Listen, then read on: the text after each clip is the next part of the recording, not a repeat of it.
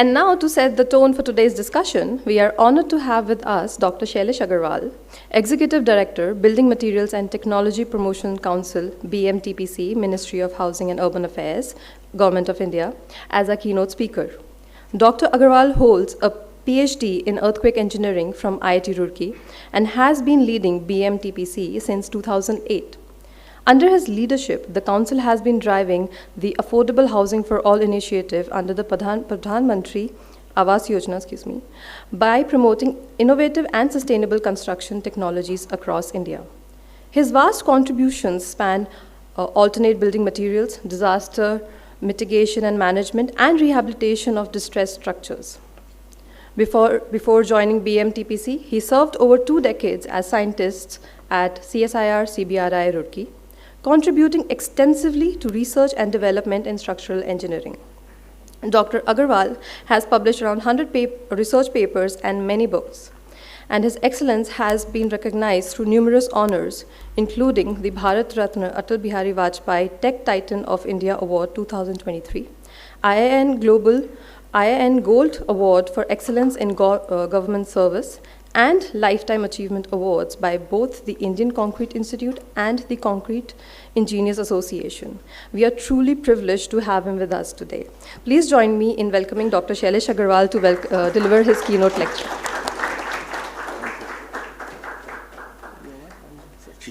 Thank you. Good morning. Good morning to everyone. Thank you for such a nice introduction.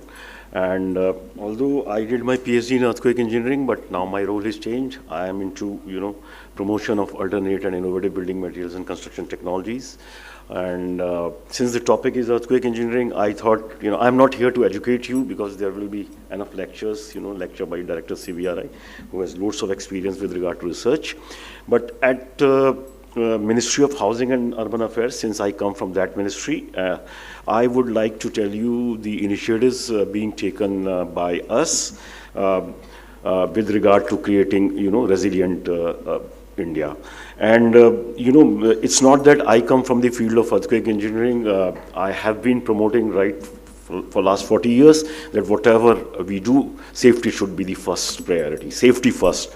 And I always give example of railways. If you go to railways anywhere, you will find safety.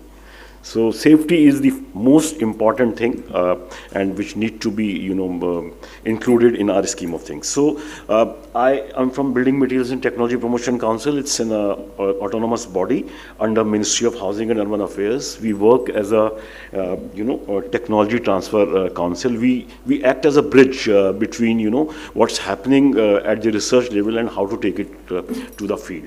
And in order to take anything to the field, that is the most difficult task.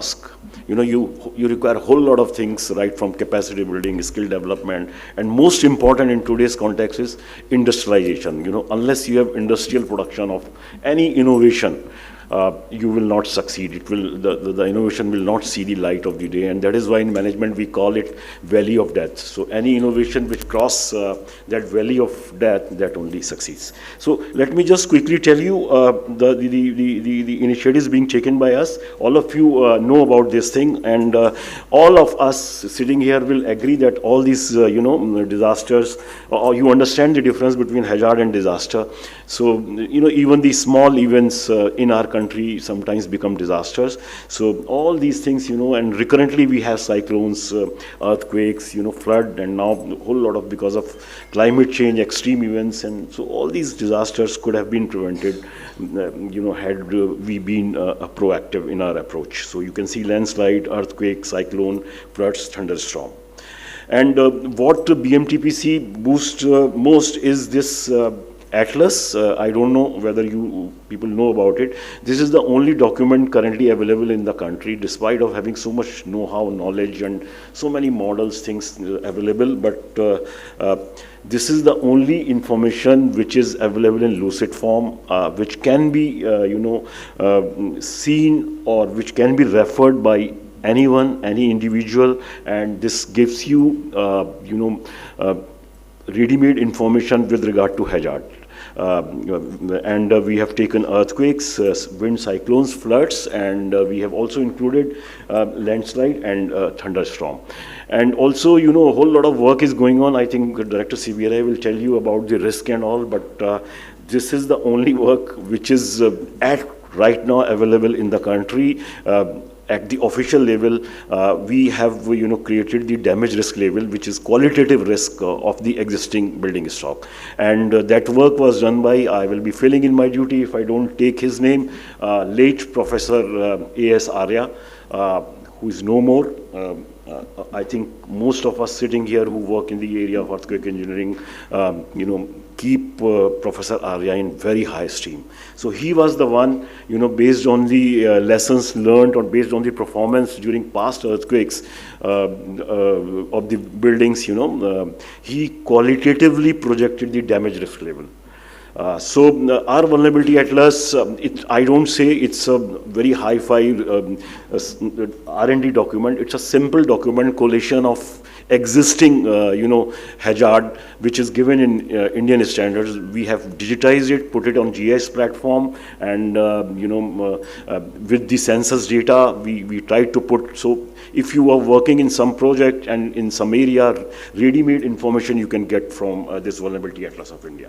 And we have created a website also for this Vulnerability Atlas, so anyone can go to that website, download the maps, digitized maps in PDF format, and if you're working, doing some research or some project of national importance, you can always write to us, and of course through your department or through your ministry, and we can also give you shape files. The culmination, since I have been working in this, so the culmination of this, when Honorable Prime Minister of India in 2019, released its digital version of Vulnerability Atlas. And to my surprise, he referred that when he was CM of Gujarat in 2001, he referred this Vulnerability Atlas. So I'll just, play that moment for you. Audio.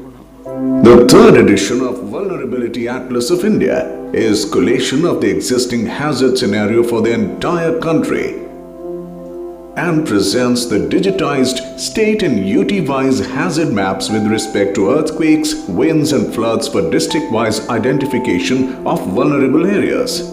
This edition contains additional digitized maps for thunderstorms, cyclones and landslides. The Atlas also presents the district-wise housing vulnerability risk tables based on wall types and roof types as per 2011 census housing data. The Atlas is a useful tool not only for public but also for urban managers, state and national authorities dealing with disaster mitigation and management. Construction की दुनिया से जुड़े कोई भी हो, सिर्फ building नहीं, कोई भी, इवन पाइपलाइन डालने वाले, गैस की पाइपलाइन डालने वाले भी इस एटलास को ध्यान में रखते हुए ही अपनी योजना करें।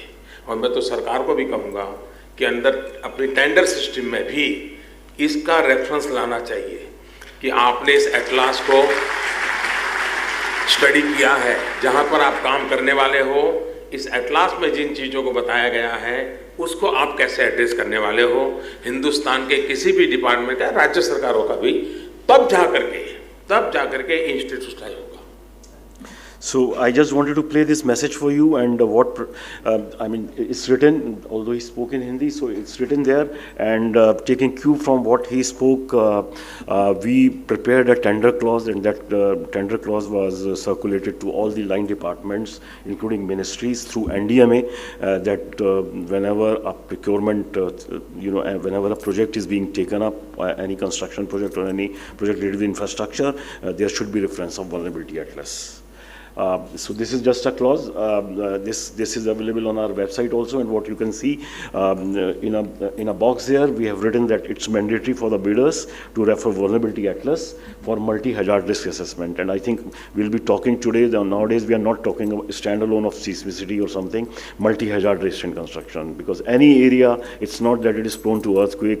Anything can happen. It may be floods, it may be heat, whatever you say. So all these things, through vulnerability atlas. Just on a click of mouse, you can get simple information. And here, this all information is based on whatever is given in Bureau of Indian Standards, IS codes, and the data. Like for earthquake, IMD is responsible. So we, being in government, we have taken the data from organizations who are responsible or who are authorized by Government of India to keep that data. Like demographic data, housing data is, being upkept by census. So we have taken that data from census. GSI for seismotectonics, that data has been taken from GSI. Landslide data also from GSI. IMD has given us earthquake history and all those things, okay? Then, so this was one thing. Second, regarding retrofitting, we at BMTPC, as I told you that we are the promotion council, and as I've been telling you, one of the important steps to take anything into the field is demonstration. So we have been working, to demonstrate any innovation in the field through our own funding. So long back, I think 20 years back, we started this, seismic retrofitting of MCD schools. And here, when we do this seismic retrofitting, we not only, call policymakers, media, artisans, students, but also engineers, and try to educate them about the retrofitting and the various nuances of retrofitting. And as you can see here, we have taken MCD schools in Delhi area, so we have taken, load-bearing structure as well as framed structure for retrofitting. And a whole lot of information, we have documented everything with regard to seismic retrofitting of these schools. So if you want, you can download them from our website. Okay. Also, after every earthquake, sometimes if state governments approach us or as ministries mandate, we go there and sometimes take up retrofitting. So after this Kashmir earthquake of 2005, we took this Lifeline building, which is a hospital in Jammu Kashmir. And again, the point which I want to make here is, although we have so many beautiful guidelines, retrofitting manuals and all, but when we went to Kashmir, we were at a loss. So we had to translate everything in Kashmiri language first. Nobody was able to understand that what we are trying to tell them and how we are going to train them. So first and foremost step was to change the guidelines into simple language and into their own vernacular local language. Okay, and this is again, since I come from Roorkee, so in Dehradun there was a 100-year-old school. It's a stone masonry building, and again in most of these buildings, Professor Arya and IIT Roorkee was involved for giving a retrofitting scheme. And some of these retrofitting techniques which we have used are now appearing in the Bureau of Indian Standards IS 13935. Okay. Another important thing which I want to tell you is, we have been, all of you might be knowing about it, that Government of India is running one of the largest affordable housing program of the world. One of the largest affordable housing program, and you can see the numbers here, latest numbers. We have, and it has two components, housing for all scheme.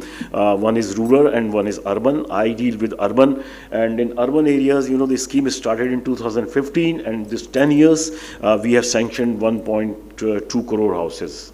So, 12 million houses have been sanctioned, and out of which 9 million or 92 lakh houses have already been occupied by the beneficiaries. And when we are, sanctioning these houses, we are very well aware of the geoclimatic profile of the country. Let me also tell you here, from the government side, whenever a project or DPR is made, there is a circular by Ministry of Finance that it should be preceded by geoclimatic profile of that.